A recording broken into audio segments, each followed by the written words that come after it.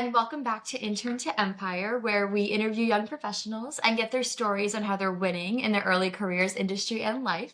I am your host, Ava Swinton, and today as our co-host, we have the wonderful Ina Swinton, and as our guest, we have the lovely Ashley Weil. If you guys could please both introduce yourselves, starting with Ina and then Ashley.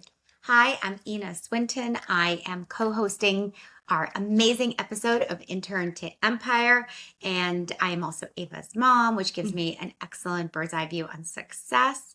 And I'm really excited to have our guest today, Ashley. Hey guys, I'm Ashley Weil. I just finished my freshman year at UNC Chapel Hill. I'm a business major and an entrepreneurship minor, and I'm so excited to be here to talk to you guys. Thank you. Okay, so usually we start with high school, given that Ashley and I are only I guess now 2 years or a year out of high school, year into college. So can you tell me a little bit about your high school experience, where you went? I happen to know that you majored in something. Can you tell me a little bit about that entire experience? Sure, of course. So I went to Bergen County Academies for high school, and I was a business finance major, so I continued that into college. So basically what that means in a high school sense is on top of the core classes that you take as a high school student, you take one class in your schedule each year. That's a business class. So I took finance, economics, marketing, management, all sorts of things, which really piqued my interest in business.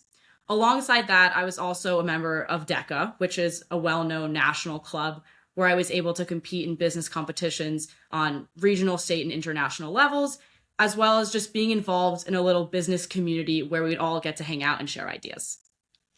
That sounds like a lot of fun. I know DECA can be very competitive. Did you do this all 4 years? How did you compete? And did you have a partner? Can you tell us a little bit about that? Yeah, so I started DECA my freshman year in an individual event, and I did not like it. I really enjoy being on a team. So my sophomore year, I started doing, it's called buying and merchandising team decision making. Effectively, what it is you work with a partner and you're given a case study in the moment, and you have to create a solution to the case study, and then you present your solution to the judges. So what we did is we worked on different case studies at each level, presented our solutions, and we made it through a bunch of rounds and competed like that. But alongside the competitive part of DECA, they like to make it a really fun event for everyone. So an example of this was like at nationals, they do this thing called pin trading. So every state gets their DECA pin, and you want to get pins from every single state to like have your whole DECA blazer decorated. So we would run around the ceremonies and try to meet people from all sorts of states and trade our New Jersey pins with them. So they try to make it really fun alongside the competitive aspects. That sounds super fun. Okay, so you mentioned you loved being part of a team. I know you were also very involved with a team sport in high school. Can you tell me a little bit how you were able to translate some of the team sportness and everything that goes within that into your DECA as well? Yeah, I think playing a sport like tennis, which is what I played in high school and now play on the club team at UNC, I think playing a sport like tennis that starts out as so individual and being able to find a team and a community through that was something that was new for me in high school. So I played doubles all of high school because I enjoyed it more, not because singles wasn't an option, just because I thought it was more fun to be with a partner. So it was a similar progression to how I competed in DECA, as I started by myself and then I ended up with a teammate. So I think just kind of doing that on the tennis court, being able to use my skills alongside someone else's skills was able to translate directly into my business knowledge and the way I competed in DECA. That's exciting because when you work on with one other partner, there must be times when you may be disappointed in your own performance or in theirs. And so you constantly have to navigate being diplomatic, I imagine, and sort of making sure that you continue going rather than negative feedback. Do you feel like you have an opinion as to what feedback you do better with? How do you react when you get some kind of constructive criticism?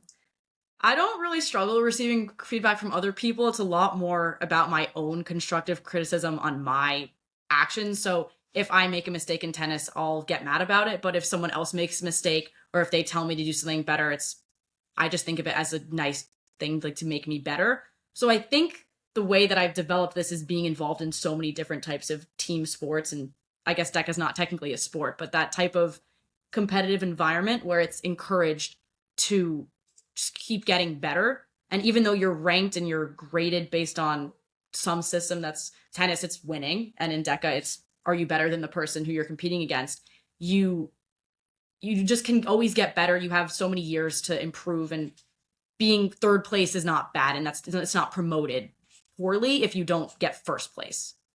Okay, Ashley, can you tell me a little bit about your first year at UNC? Some reflections. I know that was my dog shaking. I know in college at a large school it can be hard to differentiate yourselves, and I know you're within a smaller program within a large school. But can you just tell me a little bit about your experience within the business program there? And yeah. Yeah, of course. So the first smaller community that I'm involved in UNC is the out-of-state community. It's a very in-state school, so 82% of the undergraduate population is in-state students. So going in as an out-of-state student, you automatically have that out-of-state family that when you meet someone else from out of state, you just automatically have something in common. So starting out with that, I met lots of people through just being out of state. Everyone's connecting like that. And then there's also a pretty large percentage of the business school that's also out of state. So 40% of the incoming business class is out of state. So meeting people who are also business majors and also out of state gives us a lot to talk about, a lot in common. So I think early on, that was a really great way that I was able to kind of assimilate to a school that is so, I guess you could say, Southern or North Carolinian.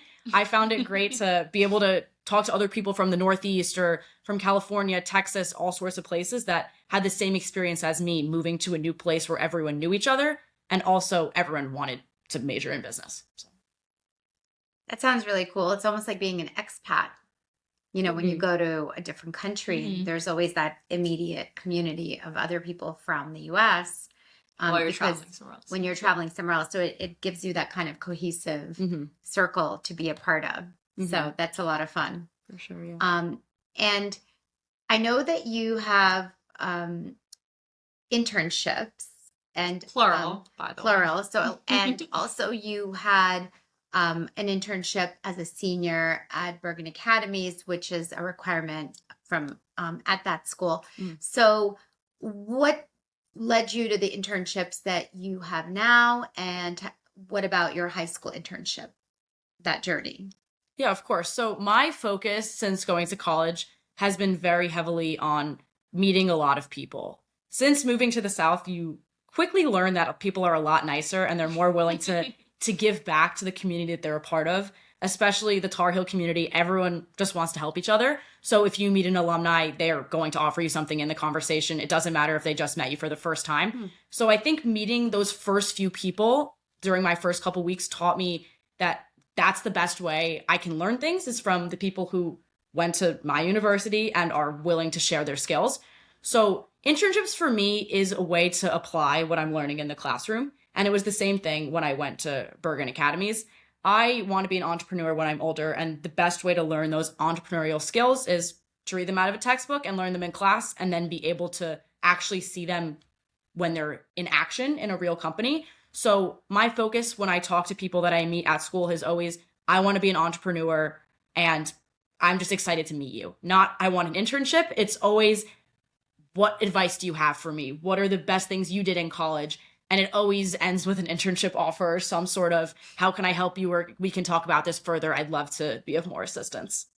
I love that advice.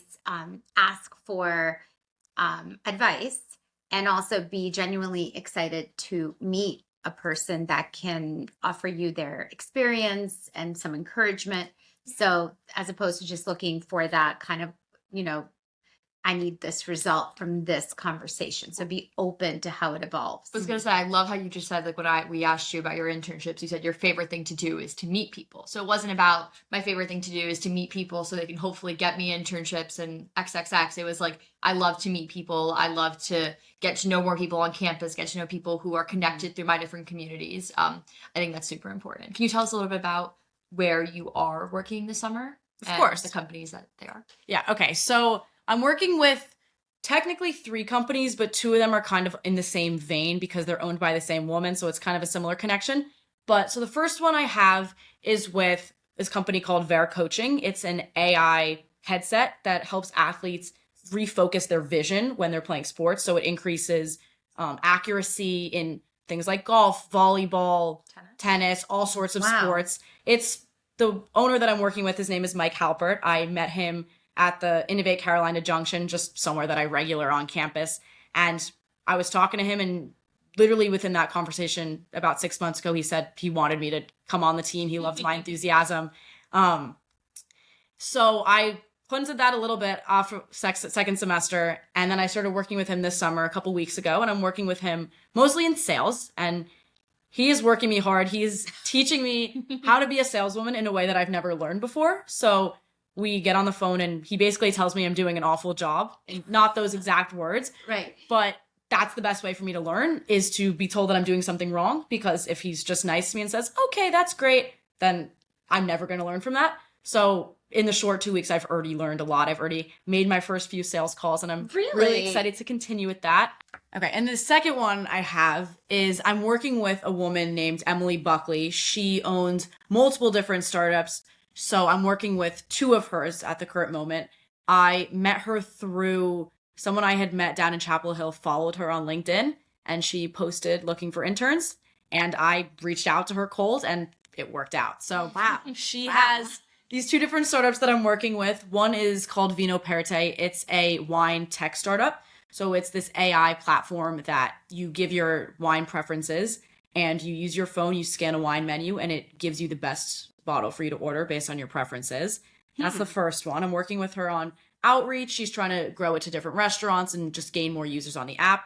And then the second one is launched about 2 weeks ago. It's called SamCIO. It is an AI chief investment officer for VC firms. So it just works as a way to tell the VC firms whether the deal aligns with their thesis and something that would fit well in their portfolio.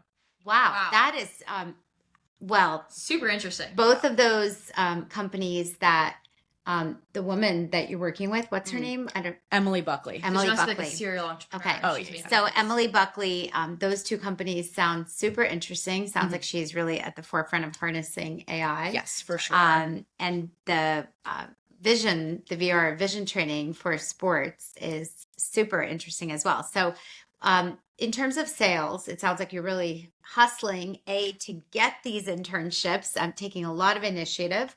And also on these jobs, it sounds like you're really developing your sales skills. And can you talk more about how to have this hustle, how you find the energy, and are you cold calling people? How did you reach out to, to these new potential investors or customers? I think the best way that I found to, I guess, find opportunities like this, and I guess beyond like the hustle, is to remember that it's supposed to be balanced. So whenever I'm at school and I feel like I'm doing too much, I will take a step back, go to more social events, spend more time with friends, because I can only be my best self and show my best image when I'm well rested and I haven't, I guess, been very exhausted or fatigued. So for me, it's a lot about quality over quantity of connections. So when I have a relationship with someone that I meet, I will follow up a bunch of times and really just be very persistent with them, with the same 10 people as opposed to meeting 50 people. And then those people are more likely to reach out to me with opportunities. So my second internship that I was just talking about, I received that because this woman that I had met had reached out to this woman for me and invited me to it because she trusted that I would do a good job because of how persistent I had been with my connection with her. So for me, it's always quality over quantity, and being able to focus on certain things and give my best to those, as opposed to just being super spread all over the place. Wow. I love that, because it also, I think, reflects what you must do for sports and tennis, right? Because there's only so much you can do if you're not well rested. Right. Physically, right? So you have to be responsible toward your own schedule, toward rest, toward your energy output. And it sounds like you're doing a great job managing like your energy balance in order to have enough energy to reach out to people in a way that's effective. Thank you. So- Yeah, it's definitely an adjustment. So first semester of college, I was very heavy on the networking and meeting people, and it started to become too much. I got burnt out really quickly, and I had to learn the importance of taking a step back and the importance of balance, that it's okay to not network sometimes and to prioritize going out to dinner with a friend because I need to clear my head, and then I can be at a more consistent pace at being good the entire semester, as opposed to just going through 1 month and then burning out. I love that. So it's a marathon, not a sprint, right? Because What's it's gonna. sport references? Oh, I love it. No. But actually, I love this idea of quality over quantity as well. because you can spread yourself so thin that you don't have the energy to follow through.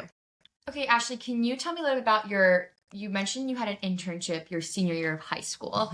I know it's a very special thing that our high school requires us to do. Can you tell me a little bit about the experience of being such a young, under 18, like, intern in a very, like, big and moving company, and also talk a little bit about the company you were at?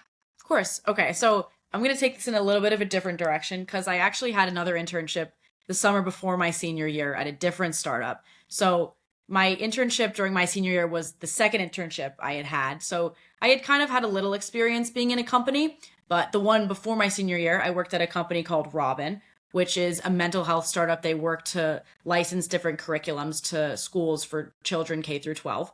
So I worked with them. They're a very small team, about 5 or 10 people. So I actually had a pretty big role on that team. Even though I was 17 years old, they needed all the help they could get. So going into my senior year, I worked at a company of about 200 people. It was called Buzzback. It focuses on consumer analytics, insights, and just understanding consumer behavior in its totality. And I worked on the global growth team, which is just growing consumers and trying to outreach as much as possible. But working in a company that's that big was new to me. I had never really been in an office like that before, somewhere that actually had a very significant company culture. The company had been around for 25 years. They knew what was going on. They had a lot of consistent consumers and just people that were using their data consistently over the years. So working in a company like that was definitely different from working in a startup because you're just working in an environment where everyone knows what's going on and there's just a lot of order to it. So I had assigned tasks and roles alongside my mentor gave me a lot of wiggle room to do what I wanted to do. He said, I want this to be your creation. So I'm going to teach you necessary skills. And then I want you to learn what you can learn from that beyond. So I would help a lot with going through slides decks and things that they would present to all different companies about what kind of information they would give them about whatever consumer base they were researching for. And then also different sales decks that they would bring to different like events they would go to present themselves alongside a company or to try to get more consumers. That sounds really interesting that you learned how companies do have order and different functions that people do, but you were given creativity inside your role. So, wow, I think Ashley's had such a nice variety of business experience very young. And I know your family also has been involved in business. So did any family culture or conversations you might have had at dinner translate to extra knowledge you might have or extra motivation about having your own business? I'd love to know how that shaped you. So my mom had her own small business for 5 years while I was growing up. And she would put a lot of effort towards it, but she had a strong focus on work-life balance. So I think that's where that comes from for me is she would put her family above everything. So she would work a bunch and do everything she needed to for the business, but anything that came up with me or any of my siblings, that always came first. So I think that kind of led into me knowing that I need to prioritize family and friends, no matter what business stuff is going on. And then my dad works in real estate finance, and he taught me the importance of really having true connections with people because he believes that that's how he gets his business, is really caring about the people that he's in business with and showing them that he's in it for more than just the money, to hear about their life, what's going on with them, and not just, I want to sign you as someone to pay me. So he taught me the importance of having these strong relationships and that that's the best way to be a successful business person in whatever business field you're going into, because at the end of the day, he's a salesperson and everyone in business is a salesperson, regardless of what you're selling.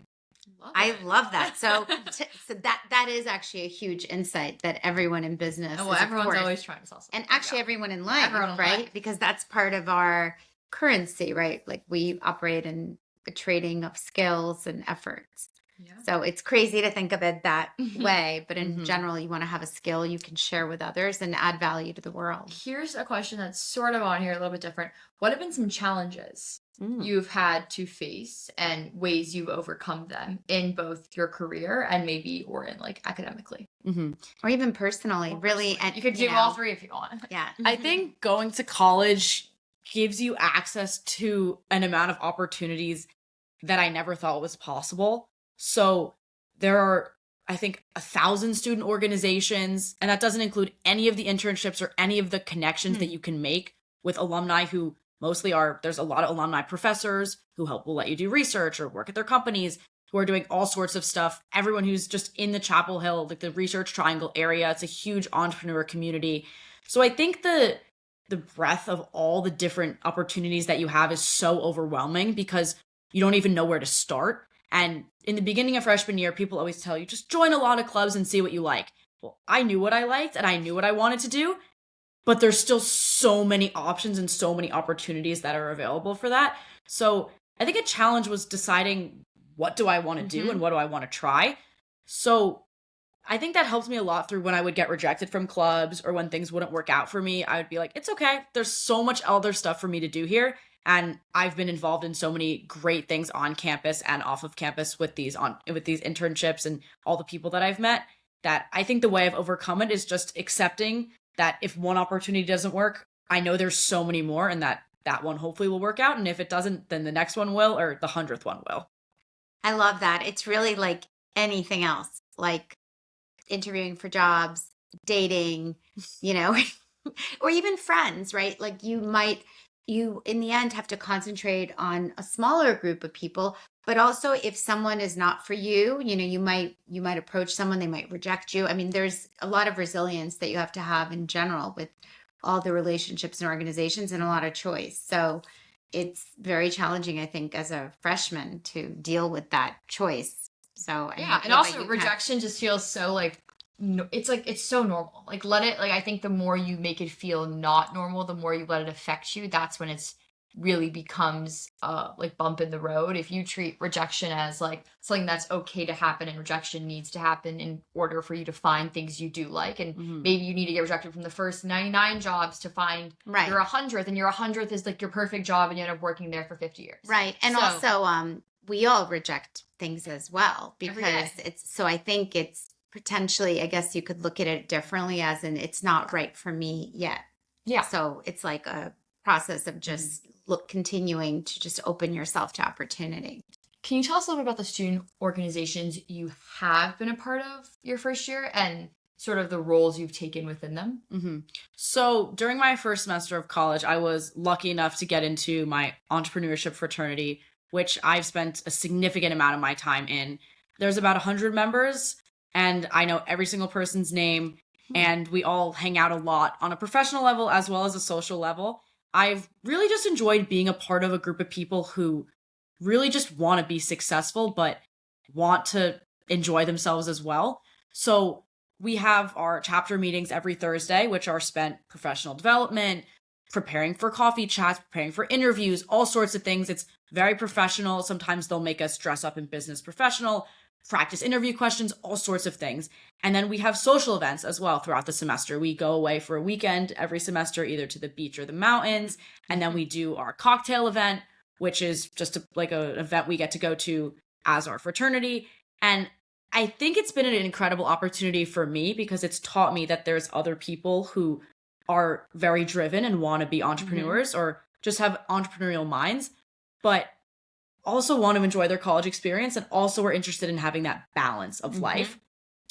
Another thing that I found very interesting about it was I think it's like 35% of the people in it are not business majors, so have no interest in becoming entrepreneurs, but they think very entrepreneurially. So the reason why I approached it as an entrepreneurship fraternity and not a business fraternity is because the people are entrepreneurial in the mind, not necessarily in actuality. So even though that's something that I want to do, I've met people who are pre-med, who are history majors, all sorts of things. And that's given me connections to industries and different things to learn about that I never thought I would kind of get into.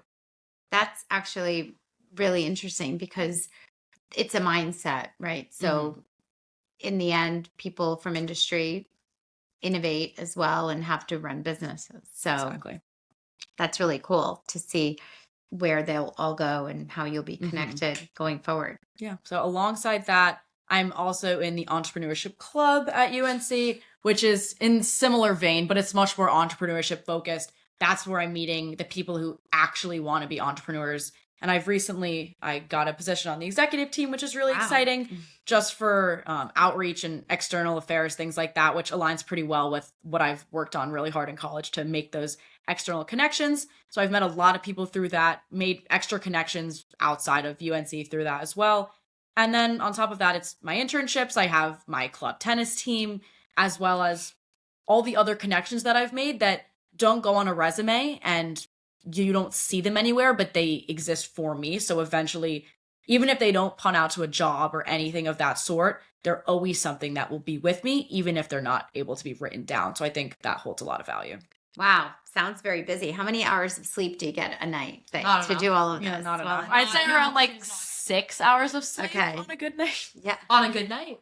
On an average night. Sometimes Yeah. if you'll No catch me getting circles. like 8 hours would Yeah. be like a 2 a.m. to 10 a.m. type of Okay. situation, not earlier than Got that. it. But no circles under your eyes, so you're doing you're doing well. I've been home for a few weeks. Okay, good. That sounds like a lot of fun. And it's to get the executive position, did you Mhm. apply for that? Were you tapped? How does that work? So I didn't apply for it. I was under the impression initially that I was going to apply for it. But my little, actually, in my entrepreneurship fraternity, she was on the executive team. So I had reached out to her and said, hey, like, I'd love to be a part of this. And she told me that they had no positions left. And so I went to an event a couple weeks after that, and I met some students from NC State, which is a nearby university, who said they wanted to collaborate with our entrepreneurship club. So I said, great, I'll make the connection and I'll work it through. So I reached out to the president, who I also just knew from going to the events, and I said, hey, I met these kids. Can we get this happening? And so we had a conversation about it, and she kind of offered me this position that they had just kind of created. But it didn't happen in the way that I guess a normal executive position would be formed. It's more just kind of getting those experiences and not be like afraid to share them is the way that happened for me. That's a great story because essentially you created your own position because you were going to be the liaison to this Mhm. group and you went to the very top and gave your idea and you added value and then they needed someone to run something. So that's a great story. So you didn't take no for an answer, in terms of no positions. Okay, well, I can still help and Mhm. whatever you'll call it later will be okay. Yeah, most of it for me was when I was approached by these students, I wouldn't say I was looking for a position. It's more just I was looking to add value, as you said, Mhm. and just help as much as I could. Whether that came with the title or not, that's Right. fine. I find that if I were to step into a job interview or somewhere that I was being, quote, judged on my experiences, I think it's a lot more valuable to be able to speak on what you've done and you don't necessarily need to be able to put it in words and put it under a title. Mhm. Having the experiences and saying, I added value to this organization is good enough. And I'm lucky that it came with the title, but that wasn't the incentive. Exactly. And I think a good idea is I've learned this at a conference. Every time you do something like that, to just Write it down. put it in a note or send an email to yourself with the header, how I added value. Mhm. And for every single thing you do at every organization, you can put it in. And then, of course, you put it into your AI, et cetera. And I'm sure they could just literally Well, make a resume out of it. I started doing next. I think it's really helpful. Yeah. I'm interning for a company this summer where I'm working a lot on like their back end stuff before results actually come out. Mhm. But I've been writing down like all of the little tasks I've been doing that I know is going to help them land more investors in the Right. future. But obviously, no one's going to say, "Oh, I helped make email prompts," or "I helped like make a list of the Right. top like 1,500 people we should look to invest in." So it's like, I think it's important to use this list as a format of ways to keep your brain organized and to actually show that you're doing all this Yeah. work that maybe isn't getting recognition in the big world. Exactly. And then you could advocate for yourself for, getting paid for things, and also in your next position. What's interesting is before this was much more of an issue because now I believe you could set up, just a skill in Claude to crawl your email and potentially pull all the emails that you've sent for this organization and actually list the functions that you did and even organize them for you in terms of transferable skills or ways that you could put your foot forward. But I think there's still a value in writing it down yourself and emailing it to yourself under a header because I think you internalize it then and you sort of own your value as well. So I think that's, whichever way you do it, I do think keeping track of those things that you don't know exactly how they're adding value to long term, but you know you're doing something for the organization now. Mm-hmm. And you might as well, because you're on the ground doing tons of things, I know, in your internships. So Yeah. Ashley, have you had any mentors who have been a very big part of your life and helped move you forward throughout your early career? So my first person that comes to mind is actually the woman that connected me with my internship. And it was because the moment I met her for the first time, usually when you get on a coffee chat, you're trying to sell yourself and trying to get an internship and trying to be perfect. But right when I got on the phone with her, she was like, how can I help you? Like, what do you want? She didn't say I'm not here to offer you an internship, but it was more just, I want to help you get connected. I want to give my skills to you, not I want to give you a job. So I met her right away. It was great. She connected me with her husband, and that's how I got a position speaking on a panel a couple weeks ago that I did at a pretty big entrepreneurship conference that happened in the Research Triangle, which was great. And then she connected me to this internship, and I continue to update her on what's going on. And I think she's just going to be a great resource for me throughout college. So that's more on a professional note. I think my parents are great mentors. I talk to my parents like 3 hours every day at school. I call them at least 5 times each. So I use them both for different things. They both have their different specialties. right. But I like this. value my I'm sure parents in the same way. a lot because they've lived life. They've both had similar careers in essence of what they have done. And they've just gone through college before. So they're able to help me with all sorts of problems that I go through, and also just knowing like what email to send, or how long I should wait to respond to an email, or just really anything random that you can't find on the internet or find from someone who hasn't known you your entire life. So I think there's other mentors that I have at school that are amazing people that I've met, but I think her name's Ann Jones, the one who I'm making reference to a bunch of times, and then my parents. So Oh, I love that. I'm sure your parents would be excited to hear And what that. about in high school?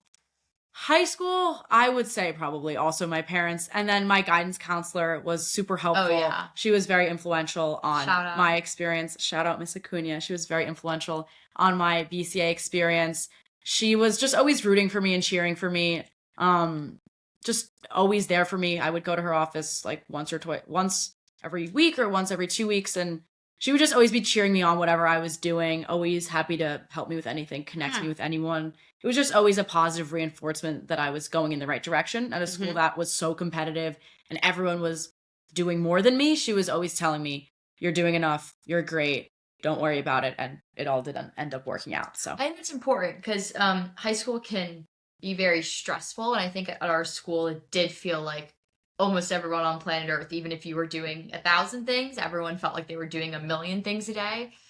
So I think it was important to have people like that to talk to show that if you are doing things of importance to you, then they are things of importance and they are things that hold value. And sometimes you could be doing 3 things and your best friend could be doing 20 things. And just because they're doing 20 and you're doing 3 doesn't mean that they're farther off or they're better off in their career. It just means that you guys have different priorities and you are able to figure out what you want. yeah, it's the same topic with the idea of quality over quantity, or they can be equated with each other. You can choose what's more important to you based on what you want your career to be. There's no saying that 20 is better than 3 or 3 is better than 20. It's what do you think is better for you to put your time towards? Do you want to spend hours and hours and hours on 3 things and do them great? Or do you want to get as many experiences as possible? And there's no right or wrong answer, which is why comparison to other people is just not relevant for a lot of people based on like their career choice. Right. That's actually great advice, that be confident that as long as you're authentic and working hard, that your choices suit you. And it's different for everyone. Everybody's got a different size social battery. I mean, all those things, right? So some people go home early from parties. Some people stay late. It's like that, right? Yes. And so what about technology and sort of how do you relate to, speaking of, comparisons and social comparisons, we know a lot about girls and women and, Instagram and image of your, sort of how do you avoid feeling overwhelmed by other people? I mean, I know you must apply some of this same philosophy, but be curious to know. Yeah, I have had my likes turned off on Instagram for I think 3 or 4 years at this point, as in like likes on other people's posts. So Oh, really? yeah, so like when Oh, I that's go on my You could do Instagram, that. it just says like liked by one person and others on other people's posts. So I can't see it. And that wasn't something that I would do significantly where I'd be like comparing likes or comments or anything like that. It's more just that I can never do it. It's not that I would Right. do it 10% of the time. It's no, Right. I can do You it don't wanna- 0% of the time. Yeah, it's like not So in it's your not subconscious. even a thought in my mind that that's even a thing anymore because I will never see it. So I think blocking things out like that is a really good way to there's no reason to make yourself deal with things that you don't need to deal with. There's already so much going on and there's already so much comparison that just happens naturally as a human. Mhm. People will always just post their best selves on the internet, and I've fallen to that. I mean, I'm not going to post when I'm having a bad day on my Instagram because why would I want people to see that about me on a page where you're supposed to just be your best self? So I think that kind of just remembering that I'm not posting those bad moments either, but they're still happening is an interesting way to just remember that you're seeing people's best things, and just kind of trying to stay off social media as much as I possibly can is also helped me with that.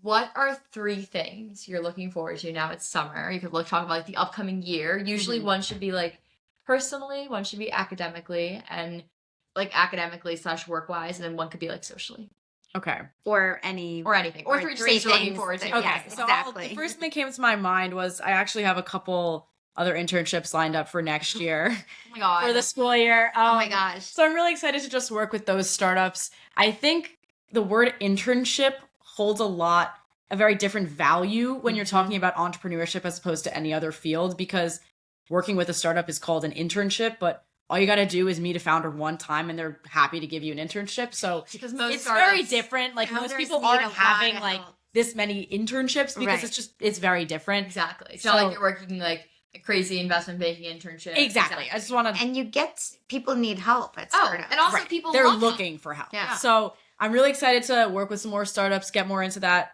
stuff going on at school. There's so many more events that are going on.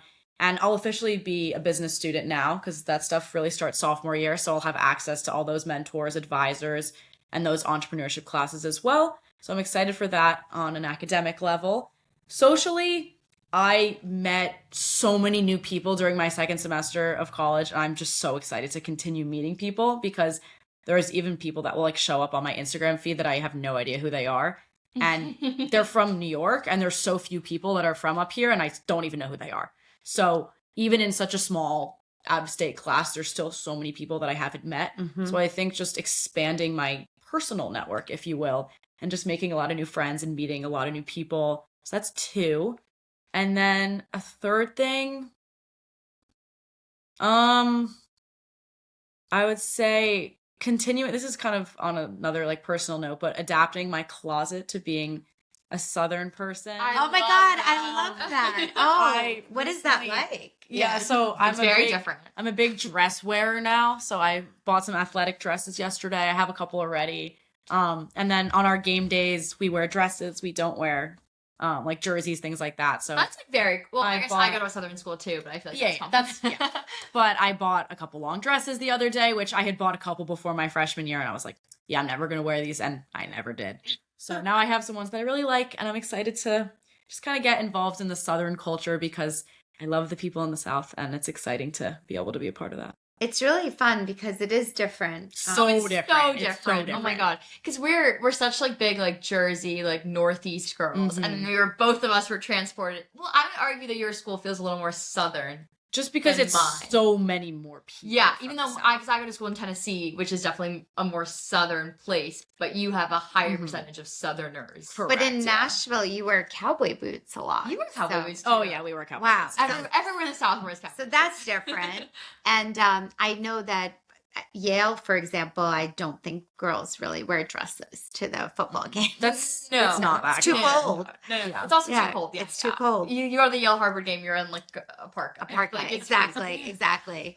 But no, thank you so much, Ashley, for being on the podcast. We are so grateful to have you and to get to hear so much more about your amazing experiences. And if you need Ashley on your panel, you know where to find her. And if you connect with her on LinkedIn, I'm sure she's Yes. any entrepreneurship panels because you definitely have a very deep knowledge of the field already. And I think any person would be really enlightened by your insight. And then thank you, Ina, for being an incredible co-host. Thank you, both. Ava. Thank you both so much for having me. This was amazing. So excited to be here. Yes, and please listen to this episode. Yeah, and we have a lot more coming this summer, and I'm just really excited to see where the podcast is going. Absolutely. And if you have any suggestions or comments or guests that want to be on our podcast, Yeah, let us know. hit us up. Okay, thank you guys.